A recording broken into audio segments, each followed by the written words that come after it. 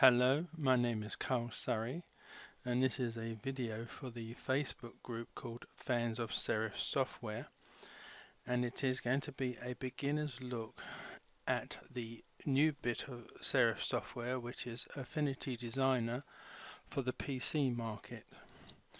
Now, when I started the Facebook group Fans of Serif Software, there were really only PC products that were made by Serif, which was like Photo Plus, Web Plus, Draw Plus, and Page Plus.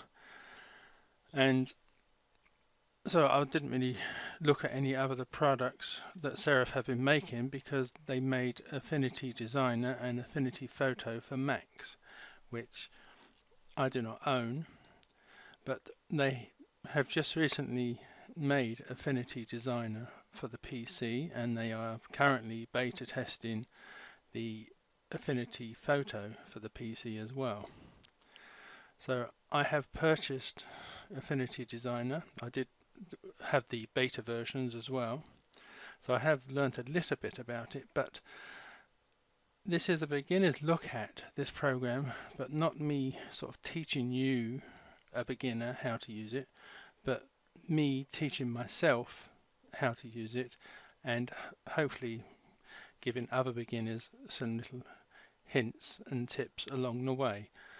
So I will make mistakes, and there are probably some, especially Mac users out there, who will look at my sort of poor efforts at doing something and think this not worth their viewing. But the best way for me to learn a program is not through reading books or what have you, it is through trial and error. And believe me, there has been much trial and much error in my feeble attempts to try and learn this program. Now, those who are familiar with the PC Serif programs like Page Plus and Web Plus and what have you will be quite familiar with the basic layout of the Affinity Designer. I mean, in fact, you got like the layers, levels, and effects and styles over here, and the color wheel, and navigator and history options down here, tools down, the icons down the left, and obviously various menus along the top. So the basic layout is still fairly similar to those who are used to Serif products. I'm not going to be here to look through everything. I just want to try and give you a few glimpses of what you can do. So again, I will warn you in advance that my efforts in this are very poor, because I never owned Draw Plus. I could never get on with it. I had it, but I took it off my computer because I couldn't get on with it. So I was a bit wary about Affinity Designer because it is sort of heavily based on a drawing program rather than the like Page Plus or Web Plus or Photo Plus, although it does have some of their elements within this program. So one of my first efforts I tried to do when I bought the full version of Affinity Designer was to I wanted to make a button or badge with the Union Jack on it. And as you can see over here from my efforts, there's all these different layers of all the different parts of the Union Jack. And then what I wanted to do was to make a round selection of this, and then cut it and paste it and put it into a new document, which I didn't manage to do. I couldn't work out how to do it. So what I had to do was to save this whole image as a JPEG, and then close this down, open up that JPEG, so that image was then all on one layer, and then I could make the round selection, cut it and paste it into a new document. So I thought there must be a better way of doing this, and I did open the challenge to the members of the Facebook group for them to also make a badge with their flag nation on the button. And a few people have done it so far, and hopefully a few more will do it as well, because like me, they are all pretty new to this program. I mean, they may have owned DrawPus in the past, but this for them is a whole new program with a whole lot of new features. So let me just close this down. Or before I do that, I will just zoom in a second. Let me go to the navigator and just zoom in.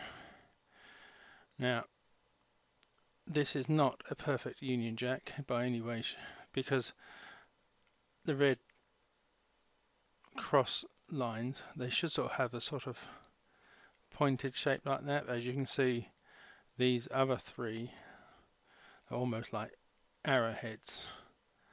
So the Union Jack is a really difficult one to do. Well, I found it a really difficult one to do, so I will not be trying to recreate it in this video. I will be going for a much simpler Scottish flag. Right, so I'll cut that down. So what I'm going to do is start a new document. So go to File and New, and there are various types of new documents you can make, but I'm going to go for a photo, mainly because it allows me to have a transparent background, which some of the other options don't, because this is what I'm after. I'm after just like a PNG file at the end of this, which has got a transparent background, so only the button is visible. So I've got different the sizes are already set up as part of this page preset option here. So I'll just click OK, and as you can see, I now have this new document, and it has the transparent background, which just gives you this sort of, I can't remember what this is called, but this grey and white pattern on it. So what I now need is the circle that I'm going to make the badge on, and then one of the options down here is the ellipse tool, and if I just click on that, and if I hold down the shift key, it will keep the circle in proportion, and I'll make it as big as I dare for now. And then if you're clicking in the middle of this, you can then, no, you can't. Let me press Ctrl and Z to get rid of that. What I should have done was gone to the move tool and then moved it, put it in the center. Like I said, I will be making mistakes. Right, the first thing I now want to do is to fill this with a background, and the Scottish background is a dark blue. Now, I think by default, Affinity Designer starts with the color wheel, which is something I've never really got on with in any of the serif programs, because I mean, although I can sort of click on a blue in the color wheel up here and then make it darker blues that way, if I wanted to recreate it, I mean, I know you got the options here of the different codes, but you can't alter these codes. So I personally prefer to use the sliders, which you can get by coming to this little menu up here, and then as you see, it's currently on the color wheel, but I'm going to go for sliders, and then this way I can get the colors I want by either moving the sliders or just clicking here, or if I know the numbers, I can enter the codes this way. So I personally prefer the sliders. So let's go for a quite dark blue. That will do about there. So there we have our basic shape with the background on it. So all we need now is the white cross of the Scottish flag. Now before I do that, I'll just click outside this area to get rid of that box. And what I want to do now is actually put a grid on screen. So if I come to the View menu and come to Grid and Axis Manager, I want to put a tick in Show Grid. So as you can see there, we've got the grid here. You can alter the brightness of that grid so it's very faint, but I want to be able to see that, so I've made them quite bright. And if I take the tick out of Use Automatic Grid, I can also now add a few more lines to the grid. So if I make that 10,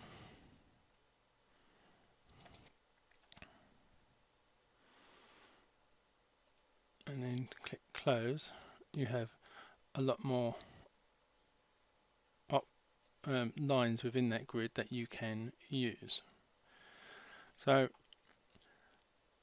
what I know the Scottish cross goes diagonally, but what I'm going to do is I'm going to draw it straight across and then move it around. So I need the rectangle tool. Now the only major difficulty here is sort of finding the middle part of this grid. What I'm going to do, if I've got it set up to have rulers around the outside, which again you can do from View. There we go, Show Rulers. If you put a tick next to Show Rulers, it will add the rulers, and then I can just click on the ruler and drag down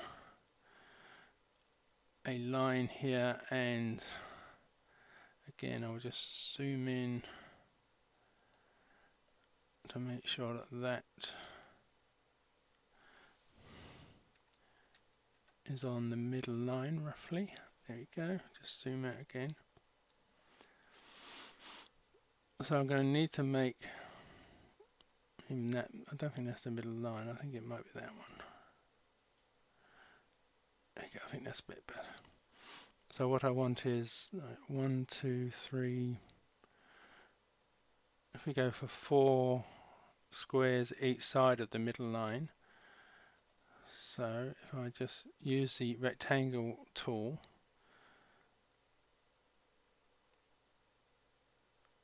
come to there and across to the other side, and what I need to do now is change the color of that to white. So I'll just drag all these sliders right down to the end,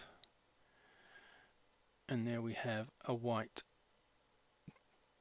rectangle. Let me zoom in again, and what I'm going to do is just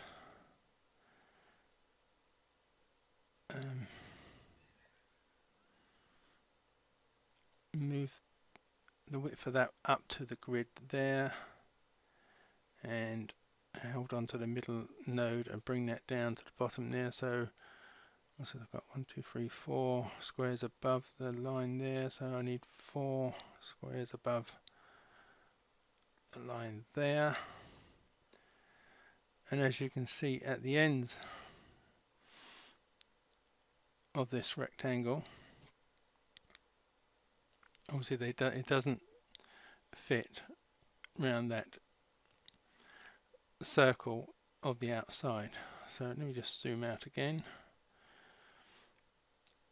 I can now get rid of the grid, so I can click on take the tick off Show Grid, so that's no longer in the way, and I will zoom right in to this edge here, and what I'm going to do now is the third tool down the side here is Node tool. I'll click on that, and then if I click on one of these,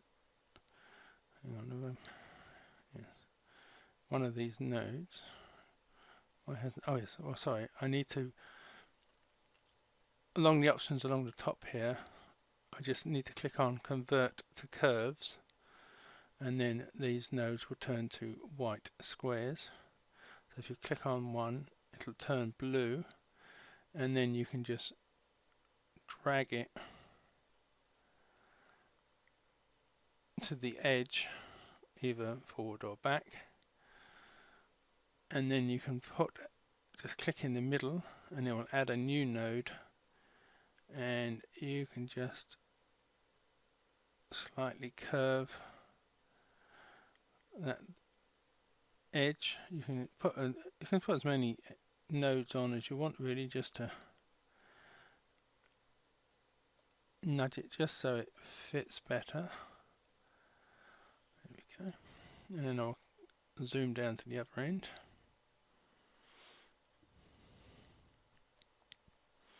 And then do the same with this edge. Put one roughly in the middle.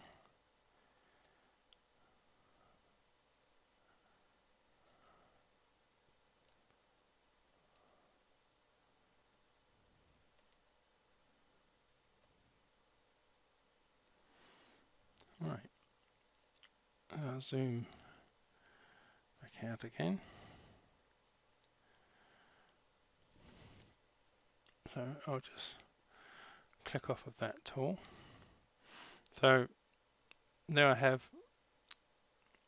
the white line on the blue background, and as you can see we have two layers. One is the background and one is it's called a curve, but it's just this white line here. So I'll just highlight that layer. So what I can do now is, above the outline and nodes, there is another node that's hanging up here. If I put the cursor near it, it will turn to a double-ended curved arrow, and if I click and rotate, and if I hold down the shift key, it will rotate in 15-degree angles like that. Now I may just need to zoom in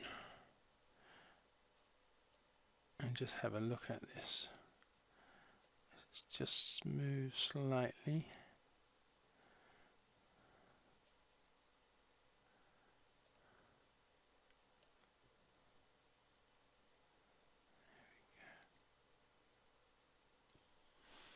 There we go.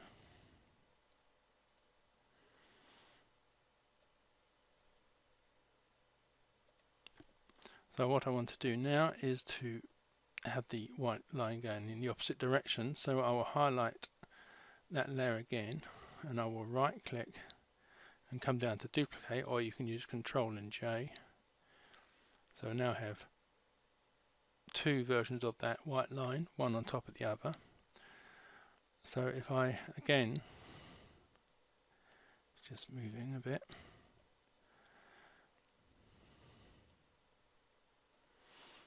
come to this higher node here, and to the cursor turns to a double-ended arrow, hold down the shift key and then rotate that round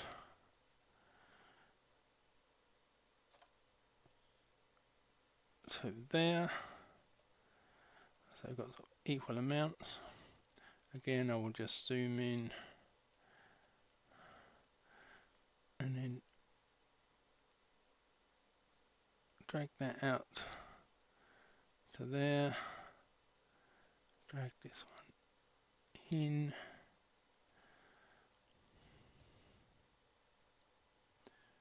there we go. Now that one there is not quite as good as it could be. Let me just zoom up to there, go back to the node mode, and then just tinker with that slightly.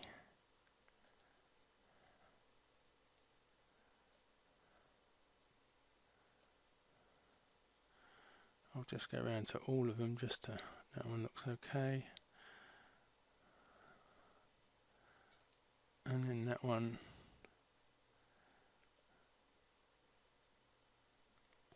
just needs a slight tinkering.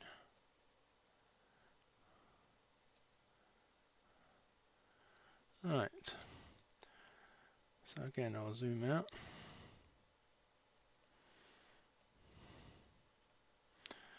So pretty much that would be the the end of designing this Scottish flag button, but we need to make it look more like a button. So what I will do is I'm going to hold down the control key, click and highlight all the layers, right click, and then I'm going to come to group. So it will make, I mean, all those layers are still there within a group, as you can see from, if I click on this arrow, that is with the group condensed, and that is with the group expanded. So now I'm going to add some effects to the whole group, and the effects tab is next to the layers tab, and you have various options here that you can select, and when you put a tick into one of these options, it will open up that options and you have the controls for that particular option. So I've opened up the 3D option, and what I'm going to do is I'm going to push up the radius. Let me put a tick in there. Why won't it let me do that? Let me go back to layers, make sure I didn't highlight. So as I said, I will be making mistakes.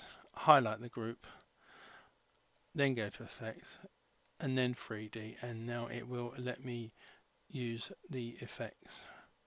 So I'm going to push the radius of the effect up to 100%, which will give you, as you can see, this rounded edge to make it look more like the button or badge that I'm looking for. I'm then going to just add a bit of bevel and embossing. Again, I'm going to push the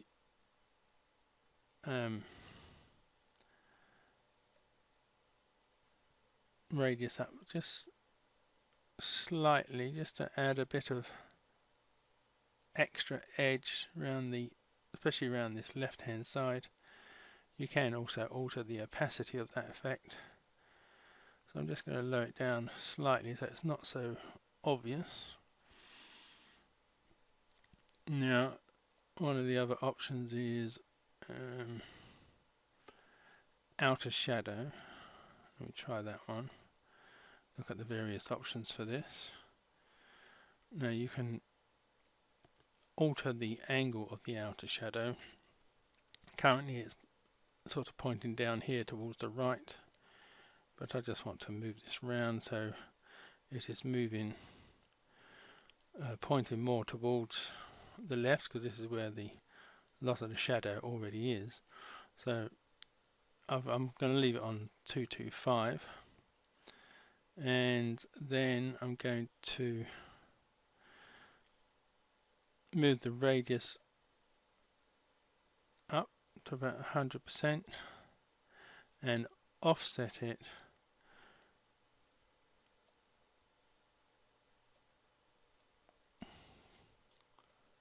quite a bit.